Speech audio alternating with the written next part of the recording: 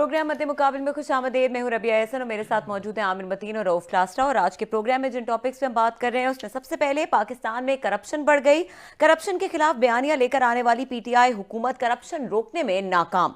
Transparency international ने वजीर आजम को आईना दिखा दिया। पाकिस्तान में करप्शन करने वाले माफियाज को हुकूमत रोकने में कैसे नाकाम हुई, इसके ऊपर बात करेंगे। इसके अलावा बात करेंगे हुकूमत की जानिब से बिल्डर्स माफिया को नवाजने का प्लान नाकाम, सेठों की जानिब से हजारों एकड़ ज़रई जमीन हड़प करने का ख्वाब टूट गया।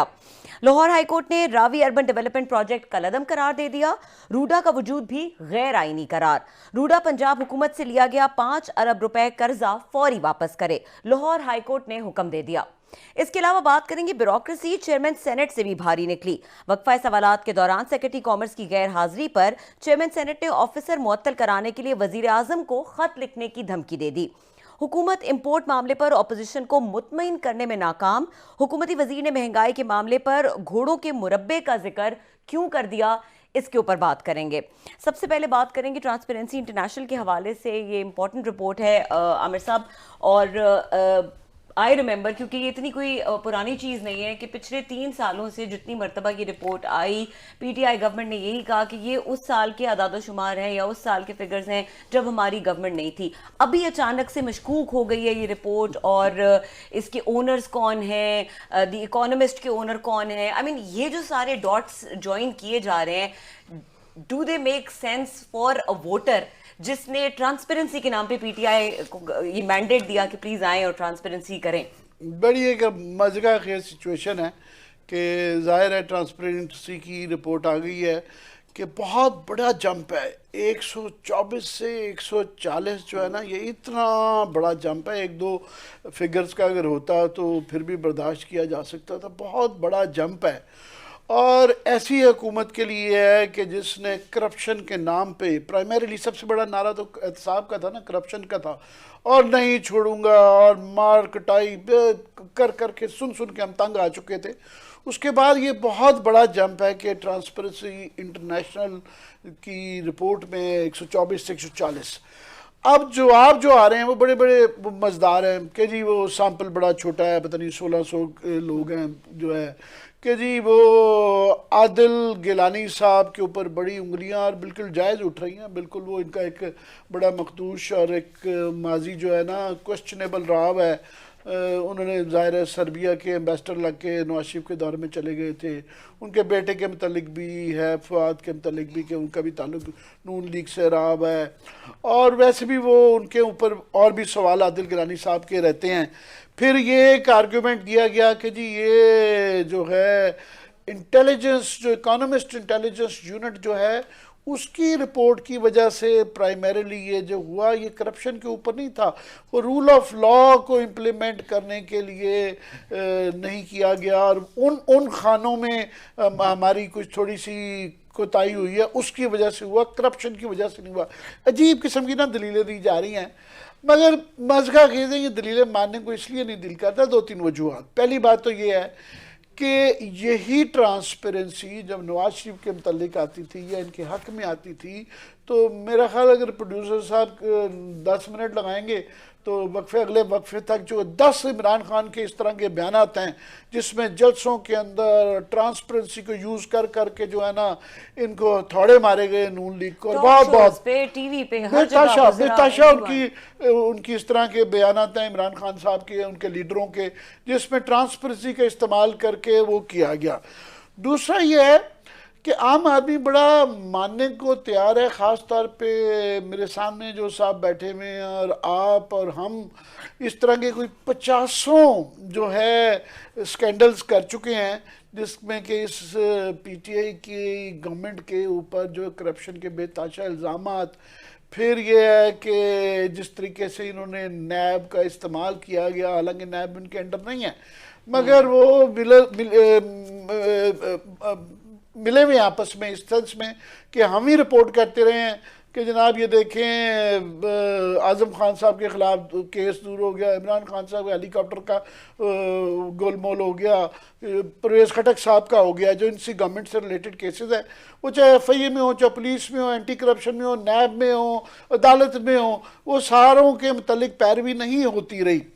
उसके बाद ये है कि बड़े मानने को दिल करता है इस तरह के जब इल्ज़ाम, और हर किसी ने मान भी लिया है पीटीआई का, क्योंकि ये जो इनके मुतल्लिक जो परसेप्शन है, जो तसव्वुर या तासुर है, उससे कोई दूर की बात नहीं की, क्योंकि इन्होंने कोई करप्शन का किया क्या है। मतलब आप करप्शन को देखें ना, कंट्रोल करने के लिए 2-4 तरीके होते हैं।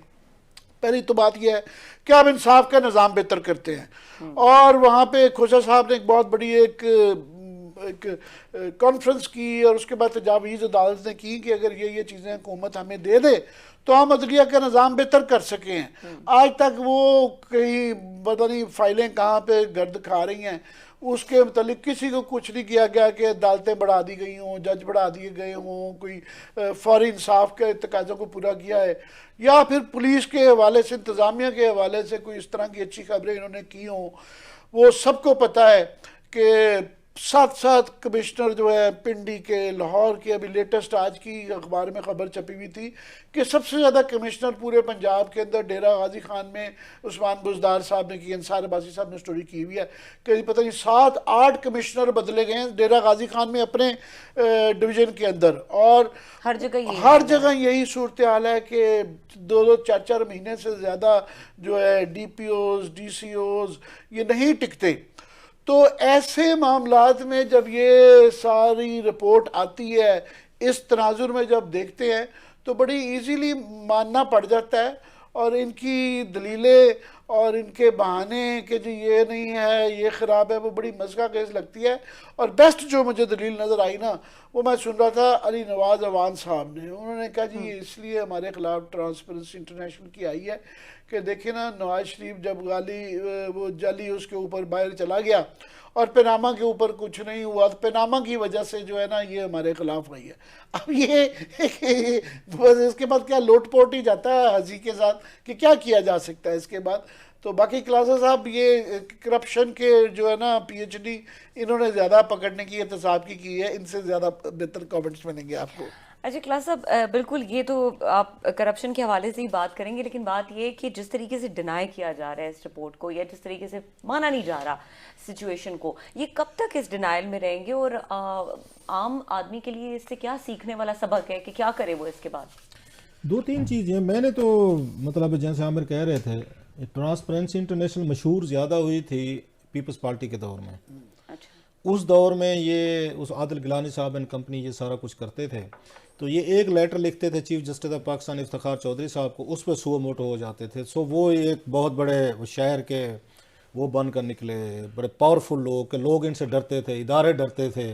बल्कि बहुत सारी जगहों पे वो कहते हैं, बाज़ मुझे 1-2 लोग कह पीएए के दफ्तर चले गए जी, हमें यहाँ पे दफ्तर खोलने दें अपना, कोई नौकरें शौकरें आगे पीछे, तो उन्होंने कहा नहीं खोलने देते, तो अगले दिन एक लेटर लिख दिया गया कि पीए में फ़लाँ फ़लाँ त्यारों में ये चीज़ें हुई हैं। वो तो इस तरह की चीज़ें रिपोर्ट्स आती रही हैं कि जनाब के उस पीपल्स पार्टी दौर में इनकी दुकान जो चली है ना ट्रांसपेरेंसी इंटरनेशनल की, वो चली है पीपल्स पार्टी के दौर में जो 5 साल। उन्होंने खैर कसर नहीं छोड़ी हुई थी, फरिश्ते वो भी नहीं थे कि उनके को बड़े मासूम थे और बड़े मजलूम थे और ज्यादती हो रही थी। वहाँ पे लेटर तो वहीं पे लिखे जाते हैं ना जहाँ पे वो कहते हैं ना जनाब राई का पहाड़ बन गया, तो भाई राई थी तो पहाड़ बना है, खाली तो पहाड़ नहीं बनता। या धुआं वहाँ से उठता है जहाँ पे कुछ ना कुछ तो आपकी राख भी पड़ी हो, तो चीज़ें तो होती हैं। पीपल्स पार्टी कर भी रहे, चौके छक्के मार रहे थे।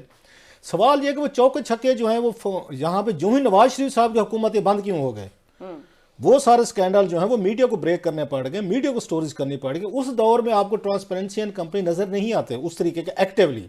2 चीज़ें हो सकती हैं, नवाज शरीफ साहब फरिश्ते थे जनाब, उनके दौर में तो कोई एक रुपए की बेमानगी नहीं हो सकती थी, करप्शन हो नहीं सकती थी, लिहाजा ट्रांसपेरेंसी वाले बेचारे बेरोजगार हो गए थे।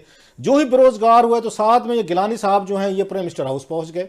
जरा देखते हैं, जिसका काम वाच डाक का था, जो काम जर्नलिस्ट करते रहे ना इस मुल्क में अल्लाह के फजल से, कुछ कालम निगार, कुछ हमारे एंकर, हम अपने ऊपर भी हिट ले लें जरा, कि हुकूमतों को तबलची बनो, ड्रम आके उनके ढोल पीटो, उसके बाद उनके दरबारी बन जाओ, उनके मशवरे दो, लीक करो, और एज अवार्ड के तौर पर आपको सेनेटर भी बनाया जा सकता है, आपको जनाब MNA भी बनाया जा सकता है, आपको वजीर भी बनाया सकता है। इंसेंटिव पैकेज है ना सबके लिए। मैं पहले भी कह चुका, नवाज शरीफ साहब ने इंस्टीट्यूशनलाइज किया करप्शन को। उन्होंने हर इदारे को, हर महकमे के लिए, हर बंदे के लिए उनके पास एक पैकेज था, ऑफर थी, पेशकश थी, जिसने लेने कबूल कर नहीं लेना हो बैठ के घर बैठे।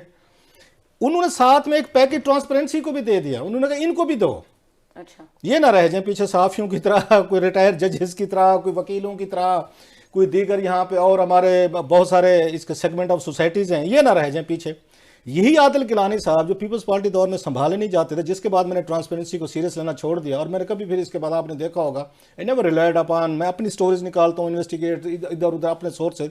मैंने उसके बाद कभी आमिर साहब गवाह बैठे हैं इन सालों में, मैंने कभी ट्रांसपेरेंसी के मेरे मुंह से लफ्ज नहीं निकला होगा, क्योंकि मुझे फ्रॉड लगा सारा। फ्रॉड क्या था, ये उनके साथ मिले हुए थे नवाज शरीफ साहब ने कंपनी के साथ। इनसे पूछें कि उन्होंने इनको जाके बकायदा समरिया मूव की, ये प्राइम मिनिस्टर हाउस में इनको ऑफिस दे दिया गया, वहां पे सर्बिया का इनको सफीर लगाया जा रहा था, समरिया बांध गई, रोला पड़ गया के जा रहा था, लग गए थे जनाब। और उसके बाद रोला पड़ गया। शहबाज शरीफ साहब के साथ ये मिले हुए थे। मतलब जो बड़े बड़े मेगा प्रोजेक्ट्स अगर देखे जाएं, मैं पीपल्स पार्टी का हमेशा कहता हूं तो ये पेटी थीव्स की तरह है, ये छोटी मोटी चोरियां करेंगे, ट्रांसफर पोस्टिंग में पकड़े जाएंगे बेचारे। ये जो आते हैं ना, ये बिग ब्रदर्स, ये शरीफ ब्रदर्स, ये ट्रांसफर पोस्टिंग में पैसे नहीं बनाते। ये जैसे आजकल वहां पे पंजाब में चल रहा है, बोली लगो, डीसी लगो, एसी लगो, हर एक मतलब कैटेगरी का अलग-अलग मेन्यू सर्व किया जाता है कि एसी लगना है, डीसी लगना है, कमिश्नर लगना है, फलाना लगना है, आरपीओ लगना है, कितने और बोली मारो। हमेशा ट्रांसफर पोस्टिंग वाली हुकूमत ज्यादा बदनाम भी होगी, ये जहन में रखेगा, ज्यादा करप्शन के एलिमेंट भी उस पे आएंगे, और रातों रात पता चल जाएगा लेने वाला कोई नहीं होगा। नहीं, वो अगर मैंने जाके किसी को पैसे दे के पोस्टिंग ले लिए, मैं अपने 6 और अपने उन बैचमेट को बताऊंगा, आमिर साहब को कहूंगा, आमिर साहब हमें बैठे रो रहे हैं, 5-10 करोड़ बंदोबस्त करो तो जॉब की करप्शन। ये इसका नतीजा ये होता है कि इसका इंपैक्ट और आप पे वो ज्यादा आते हैं। पीपल्स पार्टी इसलिए ज्यादा करप्शन में आती है कि ये आके उस पर पैसे पकड़ना शुरू कर दे, बेचारे छोटे मोटे उसमें आते ना चोर। बाद में खैर शाने हो गए माशाल्लाह, बड़े बड़े डाके भी मारे इन्होंने। आजकल जैसे पंजाब में हम देखते छोटे छोटे पाड़े, क्योंकि नए नए लोग आए हैं, लिहाजा वो इसी पे ट्रांसफर पोस्टिंग को पैसे बना रहे थे। फलां ग्रुप है, कोई पाक पत्तन का ग्रुप है, तो कोई जनाब कहा जाता है गुजरांवाला में गुज्जर साहब हैं, कोई उनका ग्रुप है, फिर डेरा गाजी खां में कोई बुजदार साहब के आगे पीछे कोई उनका ग्रुप है, कोई लाहौर का कोई एक ग्रुप, मतलब 5-6 लोग हैं, अपने अपनी पोस्टिंग हैं और उस पर चीज़ें करवा रहे हैं, जिसकी वजह से सारा मतलब लोग कहना शुरू हो गए कि पहली दफ़ा डिप्टी कमिश्नर की सीटें जो हैं उनकी बोलियां लगती हैं वहाँ पे। इन्होंने क्या किया था, ये मसूफ जो हैं, इन्होंने बैठ के ट्रांसपेरेंसी के नाम को, लफ्ज को, मेरा ख्याल है उसी तरीके का कंप्रोमाइज किया। ये गायब रहे हैं इसमें पूरे अरसे में इन चीज़ों में। सो उसके बाद मैंने तो कभी इसको सीरियस लिया नहीं है। ट्रांसपेरेंसी का ड्रामा फलान हो गया, ये हो गया। अगर वो 5 साल चुप करके बैठे रहे हैं ना, और उसके बदले में इन्होंने वहां पे आके एम्बेसडरशिप ले ली थी, फिर इनका इदारे को कोई क्रेडिबिलिटी मैं नहीं मानता, चाहे ये आके उस पर बात करें या ना करें। पिछले हुकूमतों का फिर हम ये कहेंगे ये सारा एक आगे जो आके इनको पोस्टिंग दे दे, इनको आके सीटें दे दे, ओहदे दे दे, प्राइम मिनिस्टर ऑफिस में दफ्तर दे दे, तो वो तो क्लीन हो जाते। जो नहीं देगा वो नहीं होगा। अच्छा, मजे की बात में फोटो देख रहा था इनका आदिल गिलानी साहब का, ये वजीर आज़म इमरान खान साहब से भी मिल रहे हैं। हाँ, ये रिसेंटली नहीं, उस वक्त नईमुल हक साहब साथ बैठे हुए, मेरा ख्याल नईमुल हक साहब नहीं है, वो लग रहे थे नईमुल हक साहब, कोई और साहब है, मेरा ख्याल है नईमुल हक साहब थे। वो 2019 की पिक्चर उसमें थी, वो डेट लगी हुई थी। वो इमरान खान साहब से भी मिल रहे हैं। ये जो है मतलब ये आदिल गिलानी साहब एंड कंपनी, उनसे भी कोशिश की है। मैं अब इस पे आते, लास्टली इस पे दूसरी बात पे आता हूँ। अब करप्शन पे आते हैं कि इमरान खान साहब की हुकूमत में जो है 10 इंक्वायरीज तो इन्होंने खुद करवाई हैं। मतलब बाकी चीज़ें जो ट्रांसपेरेंसी या नो ट्रांसपेरेंसी, ये स्टोरीज हम भी करते रहे हैं और अभी भी हो रही हैं। कैबिनेट से हमने कई के स्टोरीज की हैं।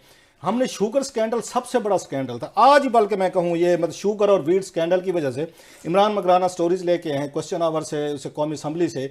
अभी तक हमने रिकवर नहीं किया जो लॉसेज हमें या नुकसान हुआ इस कौम को। वीट इन्होंने बहर भेजी, ये भी करप्शन की शक्ल है।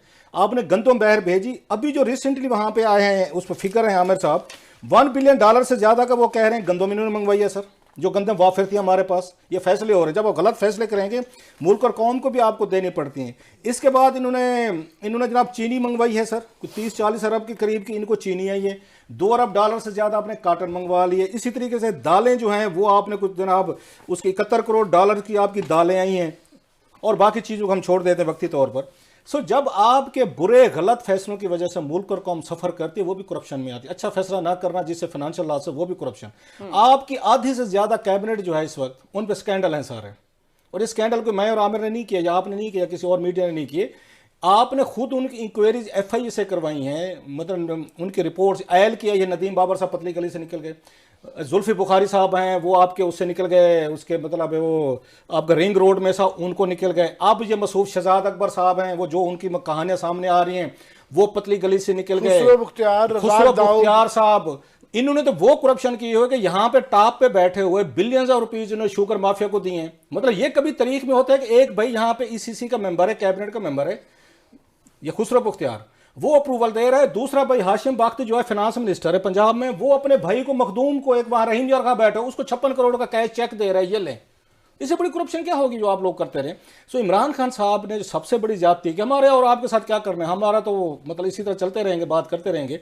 सबसे ज्यादा डैमेज इन्होंने खुद को किया है, अपनी क्रेडिबिलिटी को किया है, अपनी इंटेग्रिटी को किया है। एक लास्ट लोग समझते थे कि यार कि यहाँ पे पीपल्स पार्टी और यहाँ पे ये नवाज शरीफ साहब ने कंपनी ने, उनसे हट के बच के कम से कम खान साहब के दौर में करप्शन नहीं होगी। खान साहब पता नहीं क्या कर देंगे, पता यह चला वो क्या कहते मतलब रंगों की, मैं यही कह सकता हूँ, कारोबार में बंदा खुद भी रंग जाता है। सर वो एक उनकी तरह से बड़ी अजीब सी वो लॉजिक आ जाती है ना कि एक ऐड करना, एक ऐड कर दूं, करेंगे। एक ऐड सिर्फ ये कर दूं कि ये आसिफ जरदारी साहब हालांकि बड़े समझदार माने जाते हैं, उनसे 2-4 गलतियां हुई थी कि उन्होंने फॉर एग्जांपल मीडिया से एक ऐसी लड़ाई, मीडिया के बड़े ग्रुप्स के साथ लड़ाई कर ली कि वो मांगते थे कि हमें इतने टैक्सों में पैसे दे दो, नहीं दिए।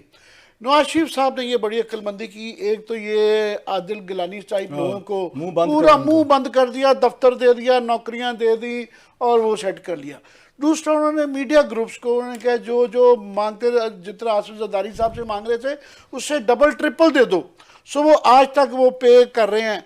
तीसरा उन्होंने देखा ये जो एनजीओ टाइप, ये जो लिबरल क्लास और ख़ास तौर पर मीडिया के अंदर भी एक लिबरल क्लास है जो कि हमेशा ज़ियाउल हक की बाक़ियात की हमेशा मुखालिफ रही और भुट्टो साहब के साथ उनका एक अलायंस रहा, प्रोग्रेसिव जिन्हें कहा जाता है, वो सारों को एक तो एक्सेस थी, किसी को इज्जत दी, किसी को तोहफे दिए, किसी को जहाज की सैर कराई, किसी को कि वो सबके साथ वो था, राब्ता हुआ, इतने की पैम्पर किया गया कि वो बेचारे भी आज तक उसी इश्क के अंदर यूं सर, अभी तक वो सर धुन रहे हैं और वो पूरा पे बैक कर रहे हैं।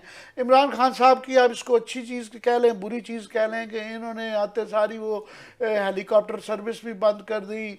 ना सिर्फ के एक वैसे इज्जत देना तो दूर की बात है, चले इंफॉर्मेशन एक्सेस तो छोड़ें, इज्जत देना भी छोड़ दिया, सलाम दुआ भी बंद कर दी, बदतमीजी करनी शुरू कर दी, गैर जरूरी तौर पे भी बेताशा। तो वो एक जाहिर है कि तीसरा फाइनली ये करार करना पड़ता है कि इनका जो ये तसव्वुर था ना कि वो बहुत ज़्यादा करप्ट हैं और ये बहुत क्लीन है, वो इन्होंने 3 सालों में, हाँ स्केल का फ़र्क है, ये ज़रूर कहना पड़ता है कि उनका 30 साल का हिसाब है, इनका 3 साल का है, बट 3 साल में इतनी ज़्यादा नालायकी चाहिए और इतना एक मैं क्या कहूँ कि 3 साल में इन्होंने अपना तासुर और तसव्वुर ख़राब कर लिया है कि अब इनमें तमीज़ नहीं की जा सकती, ये नहीं कहा जा सकता कि ये अच्छे लोग हैं ये बुरे लोग हैं। इन्होंने 3 साल के अंदर 30 साल का हिसाब बराबर कर दिया। ऐसे ही हुआ। ठीक है, मजीद भी अहम इश्यूज है जिसके ऊपर बात करनी है, ब्रेक का वक्त हो रहा है, खासतौर पे रूडा के हवाले से बात होगी और अहम इशू है, हम अपने इस प्रोग्राम में काफ़ी मरतबा इसके ऊपर सेगमेंट्स कर चुके हैं, इसमें जो फर्दर डेवलपमेंट हुई है उसके ऊपर बात करेंगे। ब्रेक के बाद हमारे साथ रहिए।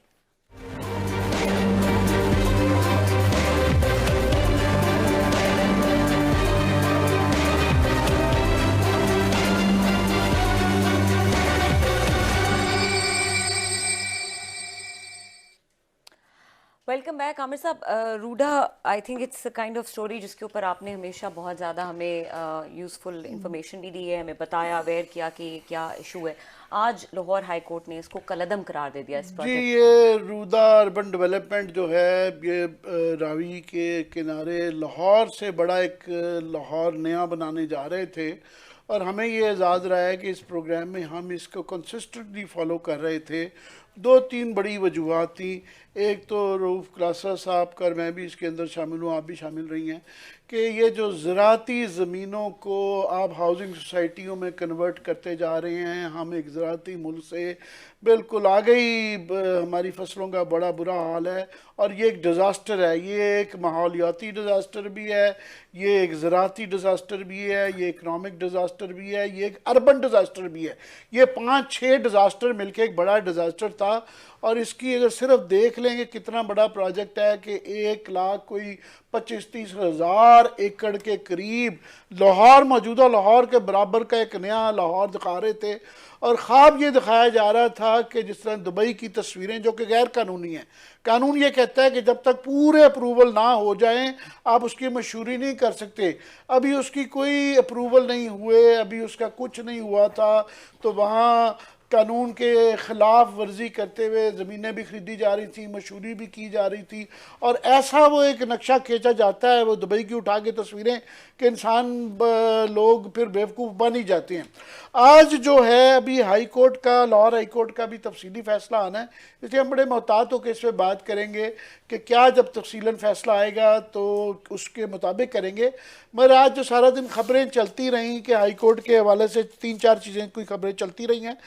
एक तो ये कहा जाता रहा है सारा दिन खबरों में कि ये जो तरमीमी ऑर्डिनेंस उसका कानून बनाया था वो उन्होंने हाई कोर्ट ने जो है उसको गैर कानूनी करार दिया गया है।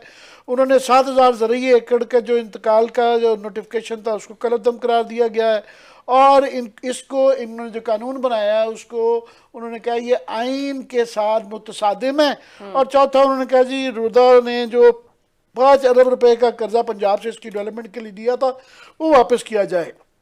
रुदा वालों की एक प्रेस रिलीज आई है जिसमें वो ये कहने की कोशिश कर रहे हैं, क्योंकि ये सुप्रीम कोर्ट में भी केस टेकअप किया गया है और शायद कल इसकी एक पेशी भी है कि इसको जिस तरीके से अखबारात में और टीवी में जिस तरीके से पेश किया जा रहा है नहीं है।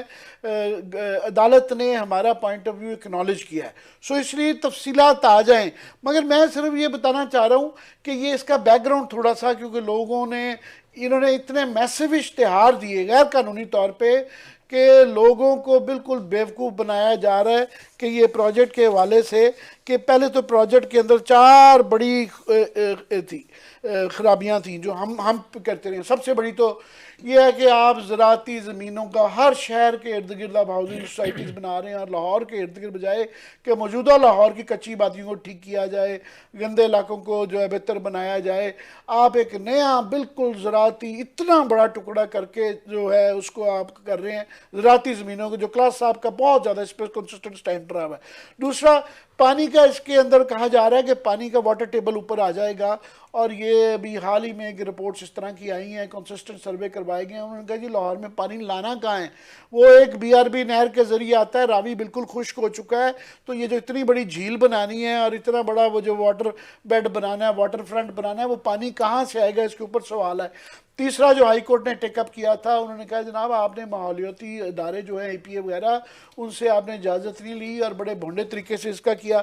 चौथा, इसके अंदर जो सबसे बड़ा था कि ज़मीनें जिस तरीके से हथियाई जा रही थी कि गरीब किसानों से, गरीब लोगों से ले के सरकारी कानून का इस्तेमाल करते हुए, जैसा कि पहले ही मज़े की बात है वही लोग इसके अंदर इसको लीड कर रहे हैं जो कि पहले ही ये DHA वैली के अंदर एग्जैक्टली यही हो चुका हुआ है कि वहाँ पे हालांकि फ़ौजी भाई हमारे शामिल थे, हज़ारों शहदा की बेवगान की ज़मीनें थी, वहाँ पे भी यही आरिफ हबीब साहब थे, वो केसेस चल रहे हैं, इनको वैसे ही इनके ऊपर लाइन खींच देनी चाहिए थी। तो एक कंसोर्शियम बना दिया गया। एक तो ये एतराज़ात थे, प्लस जो लोग जिस तरीके से कर रहे थे उन सारों के बड़ी मुश्तबा, वो एक ही दूर नज़दीक से रिश्तेदार से, और जिस तरीके से किया गया कि कंसोर्शियम बनाया गया उसके अंदर जो है पाकिस्तान के आप देखें सारे ही जो बड़े बड़े लोग हैं, आरिफ हबीब साहब हैं, अकील करीम डैडी साहब हैं, तारिक रफ़ीक साहब हैं, शायद सूरती साहब थे, फिर एजाज गौहर साहब बहुत ज़्यादा इसके अंदर एक्टिव रहे हुए हैं, और उन्होंने अपने रिश्तेदार जो है शेख इमरान साहब जो हैं उसको इसका स्पोक्स पर्सन भी बनवाया हुआ था। उनका एक बड़ा कंट्रोवर्शियल सा इसके अंदर रोल रहा है। फिर फैसल आफरीदी साहब हैं, फवाद मुख्तार साहब हैं, शाहिद अब्दुल्ला, ये प्राइवेट मेंबर के तौर पे इसकी वर्किंग बॉडी के मशीर भी यही थे और फिर बेनिफिशरी भी यही बने। तो वहाँ पे बहुत ज़्यादा लोगों के अंदर चमगोइयाँ हो रही हैं लाहौर के अंदर कि ये एक बहुत बड़ा मेगा स्कैम है, इसके अंदर कोई ट्रांसपेरेंसी नहीं है, और ये लोग आपस में मिलके एक ग्रुप को ओबलाइज किया जा रहा है। और जिस तरह के इमरान खान के आज ये ट्रांसपेरेंसी की बात कर रहे हैं, रिपोर्ट ये आई है, इनके बड़े बड़े वो मेगा वो आते हैं, ये प्रोजेक्ट आता है, एक ग्रैंड अनाउंसमेंट होती है, और बाद में इस तरह के बीच में से मिखें निकलनी होती हैं, और आखिर में पता चलता है कि ये बहुत बड़ा स्कैम था। बाकी क्लास साहब से पूछ लें। जी क्लास साहब, आज लाहौर हाई कोर्ट का जो कलअदम करार दिया गया, एक तो ये स्टेप, इसके ऊपर क्या कहेंगे, और दूसरा रूडा के ऊपर आप हमेशा से आपका ये टेक रहा है कि ये तो डिजास्टर प्लान है, ये होना ही नहीं चाहिए, सो अभी ये क्या फाइनली रुकता हुआ नजर आ रहा है? पहले जैसे आमिर ने कहा कि हम वेट करेंगे कि उसमें डिटेल जजमेंट में क्या आता है, क्योंकि वो दूसरी पार्टी जो है ना जिनके खिलाफ फैसला है, अदालत का फैसला जो है वो मीडिया पे कुछ और चीज़ें आ रही हैं और प्रेस रिलीज और है। सो वो बड़ी, क्योंकि वो तो अपने वो शादियाने बजा रहे हैं, रूडा वाले तो अपना ढोल पीट रहे हैं जी हम जीत गए जीत गए। जो हमारे देहातों में होता है ना, वहाँ पे दोनों पार्टियां फिर वहाँ पे पहलवान लाड़े हो ना, हम देहातियों के, मैंने कई ऐसे मेले खुद वहाँ पे देखे हुए, मैं भी देहाती हूँ मैं, तो ये कुछ होता था, दोनों पहलवान आपस में लड़ पड़े हैं, फिर उसके बाद हमारी पार्टी हार रही है, उनके हारे उठाया पहलवानों को अपने इस पे डाला, उस पर कंधे पे ढोल बजाना शुरू, जीत गए थे। वो पता चलता जानू जर्मन हो जाता है। जानू जर्मन वाला काम होता है हमारे साथ, अभी भी जानू जर्मन वाला काम हो रहा है कि ना हमारे जैसे कह रहे हैं रूडा जो इसके खिलाफ थे क्या कि अगेन हमारी सुनी गई, वो कहते हैं जी आप तो बेवकूफ़ हैं, वो देखें वो उन्होंने तो सारी हमारी बातों को कंफर्म कर दिया। So it's a bit confusing, क्योंकि रिटर्न आर्डर का हमने पता कराने की कोशिश की है, शायद एक दो रिपोर्टर से बात है, वो कहते हैं अभी जारी नहीं हुआ, और अगर जारी हुआ तो हमें नहीं मिल रहा, हम उसको आके हासिल करने की कोशिश करेंगे। ये तो एक है। दूसरी चीज़, मैं एक बात आजकल एक और कहता हूँ, एक दौर आएगा खुदा ना खास्ता कि इस मुल्क में लोग कंस्ट्रक्शन मटेरियल खाएंगे, ये ना ये गंदम खाएंगे, ना ये दालें खाएंगे, ना ये यहाँ पे शुगर खाएंगे, सीमेंट खाएगी ये कौम। मतलब हजारों एकड़ आपने आमों के बाग थे मुल्तान में तबाह कर दिए सर, वहाँ पे आपने काट के हाउसिंग सोसाइटी वहाँ बन गई। आपने शूजाबाद आपका मैंगोज का सबसे बड़ा एक्सपोर्ट का वो था, वो आपने उनको उड़ा के रख दिया। जहाँ पे भी आपको थोड़ी सी जरी जमीन नजर आई है, आप बिल्डोजर ट्रैक्टर ट्रालियां लेके पहुंच गए, बिल्डर्स पहुंच गए, ब्यूरोक्रेसी को साथ मिलाया, एमएनए को साथ मिलाया, वजीरों को साथ मिलाया, प्राइम मिनिस्टर तक। जब इस मुल्क के आपके वजीर पूरी आधी से ज्यादा कैबिनेट जो है वो खुद हाउसिंग सोसाइटी चला रही हो, आपके ब्यूरोक्रेट्स उसमें हिस्सा डाल के बैठे हों, आपका मीडिया को उन्होंने साफ दिन हमें बड़े बड़े इश्तिहारात देते हैं, उसके बाद आवाम की तरफ जाएं, उनसे आप आके पैसा लेते। इतनी सारी हाउसिंग सोसाइटीज़ में यहाँ अब नैब के पास चले जाएं, 80% फ्रॉड जो है ना हाउसिंग सोसाइटीज़ के हैं। मतलब पूरा मुल्क एक प्लाट बन चुका है और हमें हर एक उसमें से प्लाट चाहिए। आपने अगर बनानी भी है हाउसिंग सोसाइटी गैर जरी ज़मीनों पर बनाएं, जो मेरे लिए सबसे बड़ा एक इस प्रॉब्लमेटिक है कि इस मुल्क में किसी को एहसास है। अभी मैंने आपको उसका इशारा करवाया था, ये उसका ये जो रिपोर्ट इमरान मगराना आज लेकर आए, मतलब फिगर पढ़ने के बाद आप एक काम करें, अपने आप को जरी मुल्क कहना बंद कर दें। सबसे बड़ी दुश्मनी जो हाउसिंग सोसाइटी इस मुल्क के साथ कर रही हैं, ना आमों के बाग रहने दिए, ना इन्होंने खजूरों को रहने दिया, ना गंदम रहने दिए, ना इन्होंने यहाँ पे चीनी का कोई इन्होंने फील्ड रहने दिया है, ना काटन रहने दिया, तबाही इन्होंने फेर फूर के। अब किसान क्या करे, उसको खाद नहीं मिल रही। अब जिस किसान को खाद नहीं मिलेगी, जिसकी गंदम नहीं होगी, पैसा नहीं होगा, उसको 20 लाख रुपए ऑफर करेगा, वो कहेगा फौरन ले जाओ। उसने 20 लाख रुपए बेचारे मेरे जैसे किसान ने कभी देखे ही नहीं है। आप जाते हैं 20 लाख 15 लाख रुपए उसको देते हैं, उससे 10 एकड़ ले, उसको 1 करोड़ पे आ जाए, वो क्या करते हैं, पहले बच्चे उसकी गाड़ी लेते हैं, अगर अच्छा जिम्मेदार है वो दूसरी तीसरी शादी फरमा लेता है। अल्लाह अल्लाह खैर साला, ये पैसे खत्म हो गए, पैसे खत्म हो तो शहरों का रुख करते हैं, मजदूरी करेंगे। ये चीजें बड़ी आम हो रही। आप जो हजारों लाखों किसानों को डिसलोकेट कर रहे थे, जो 1.5 लाख एकड़ पे अभी अपने आके वो एक उन्होंने बनाई हुई है, उनकी आबादियां हैं, उनके कब्रिस्तान हैं, उनके और बहुत सारी चीजें हैं, उनके गांव हैं, उनको गिराने के बाद, किसानों को जॉबलेस करने के बाद, उनके जेबों में पैसा डालने के बाद, आप मुझे समझाइए लाखों किसान वहां से निकलेंगे, ये किधर जाएंगे, इनको कहां पे एडजस्ट करेंगे आप? ठीक है, अहम सवाल है क्लास जरा आए बात के बाद अभी इस पे रहती है, मतलब किसी इस मुल्क में कोई पॉलिसी मेकर्स को थोड़ा सा भी कोई शर्म हया है कि इस मुल्क का फ्यूचर क्या है। अपने बच्चों के लिए आप कुछ जमीन का छोटा सा टुकड़ा भी छोड़ के जाएंगे कि हर जगह पे जहां पे ईंट आप गारा सरिया और सीमेंट ठोक के निकल जाएंगे सारा आगे क्या सुनामी छोड़ के जाएंगे सर। आप चले वापस आए, इस पे इसके ऊपर बिल्कुल बात करते हैं, ब्रेक के बाद हमारे साथ रहिए।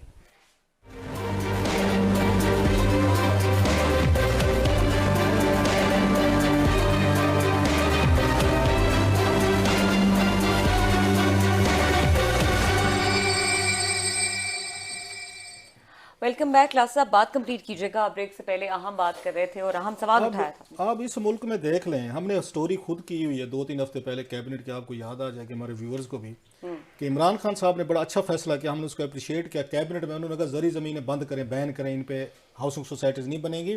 बल्कि एक और अच्छा फैसला किया कि डिप्टी कमिश्नर और कमिश्नर के इख्तियारात वापस ले के ज़िले में वो इसकी हाउसिंग सोसाइटी की अलाउ नहीं करेंगे, और बल्कि ये उन्होंने इख्तियारात दे दिए कैबिनेट में, जिसमें हमने फिर कहा कि हजूर यहाँ पे इसका मतलब है आप बुजदार साहब उनके वजीर जो है ना वो शेयर होल्डर बनेंगे और हिस्सादार बनेंगे हाउसिंग सोसाइटीज़ में, कि अगर आपने हाउसिंग सोसाइटी शुरू करनी है तो हमारा हिस्सा रखो, उसके बगैर देग में जब तक हमारा हिस्सा नहीं होगा तो देग तो नहीं पकेगी, हम तो उसमें वो डाल देंगे, रेत डाल देंगे देग पूरी में चावलों के, अगर हमारा हिस्सा नहीं है तो। एक तरफ कैबिनेट ये फैसला करे, which is again a good, मतलब अच्छा फैसला, जिसके हम ये पिटते थे कि जरी जमीनों पे मत बनाए, बैन करें इसको, जो उन्होंने कैबिनेट में कहा हम कर रहे हैं। अब उसके दूसरी तरफ जो है जरी जमीनें 1.25 लाख या जो आपकी जरी ज़मीनें हैं मोस्टली, सबसे ज़्यादा फर्टाइल एरिया है आपका सेंट्रल पंजाब का, लाहौर के करीबी इजला हैं। आप मुझे बताएं 1.25 लाख एकड़ ज़मीन का आप लेंगे कितने, मुझे बताया कि 4-5 इजला इसमें आ रहे हैं। एक तरफ कैबिनेट में बैठ के फैसले कर रहे हैं कि हम जरी ज़मीन पे आके हाउसिंग सोसाइटी नहीं बनने देंगे, दूसरी तरफ आपने बिजनेसमैन जो हैं इनके हाथों में आपने फाइलें थमा दी, ज़मीनें थमा दी, बगैर सोचे कि लाखों किसान और ज़्यादातर ये टेक्सटाइल ओनर्स हैं एप्टमा वाले जो कि कंसेशन एक हाथ से गवर्नमेंट से लेते हैं और ज़मीनों में लगा रहे हैं, नॉन प्रोडक्टिव उसके अंदर जा रहा है। ये सारा पूछे जरा कि आप मतलब टेक्सटाइल वाले फाइलें बेचने आ गए, उन्होंने कहा छोड़ो यार ये कौन यहाँ एक्सपोर्ट करे, सब रिश्तेदार हैं, गौर जाज हैं, फाइलें कंपनी आपस में रिश्तेदार हैं सब। ये फाइलें बेचने पे आपने इनको लगा दिया। जिन्होंने एक्सपोर्ट करके हमें डॉलर लेके देने थे 180 पे डॉलर भी ले गए हैं, दूसरी तरफ फाइलें बेचने के लिए आपने उनको ज़मीनें भी दे दी हैं कि आप 1.25 लाख जरी एकड़, यार कोई अक्ल है आप लोगों में? उसके नतीजे क्या निकल रहे हैं लास्टली, जो इस कौम को समझ नहीं आ रही, हर को जाके जरी ज़मीनें उनको प्लाट लेने की कोशिश कर। आज ये चीज़ें यहाँ पेश हुई हैं मेरे साहब, उसमें सेनेट में पेश हुई हैं जो इमरान मगराना लेकर आए। उन्होंने ये फरमाया है जनाब कि पाकिस्तान ने अब तक क्या क्या मंगवाया मेरे साहब, जो जरी मुल्क है हमने इंपोर्ट किया जनाब को $33 बिलियन से ज़्यादा जुलाई से नवंबर तक 2021-22 में की है, और हमने ये तकरीबन $2.25 अरब का हमने पाम ऑयल इंपोर्ट किया है। हमने तकरीबन यहाँ पे एक उसको कह सकते हैं ये जो $980 मिलियन की अब तक की गंदम इंपोर्ट की है सर जी, जिसकी बम्पर क्रॉप हुई जनाब अली, और रोज में बताया जाता बम्पर क्रॉप हुई, और तो 36 लाख ये टन हम बाहर से मंगवा पिछली दफा माइनस थी ना। अच्छा, उसके बाद उसमें कहते $31 करोड़ की दालें मंगवाई हैं। ये जरी मुल्क का बतवा रहा हूँ कि बाहर से मंगवाई हैं। उसके बाद जनाब इन्होंने $13 करोड़ की चीनी मंगवाई है। ये डॉलर हम उधारे ले रहे हैं। आज सकूक बांड इन्होंने जारी किया 7.25% महंगे तरीन, पाकिस्तान की तारीख का सबसे महंगा $10 बिलियन का खर्चा था, इसमें ज्यादा बताया उन्होंने या कम था? अच्छा, इसके बाद उन्होंने चाय का देखे, चाय हमने मंगवाई 58 करोड़ की। ये जनाब आप इसके बाद में फिर लास्ट वर्ड कह रहा हूँ, ये कौम जो है ना कंस्ट्रक्शन मटेरियल खाएगी, ये चीजें सरिया सीमेंट खाएगी। उन्होंने ये कहा कि हमने घोड़ों के लिए तो कम से कम चीजें या पेट्स के लिए तो चीजें नहीं मंगवाई। बहरहाल प्रोग्राम का टाइम खत्म हो गया है। देखने के लिए शुक्रिया, इजाजत दीजिए, अल्लाह हाफिज।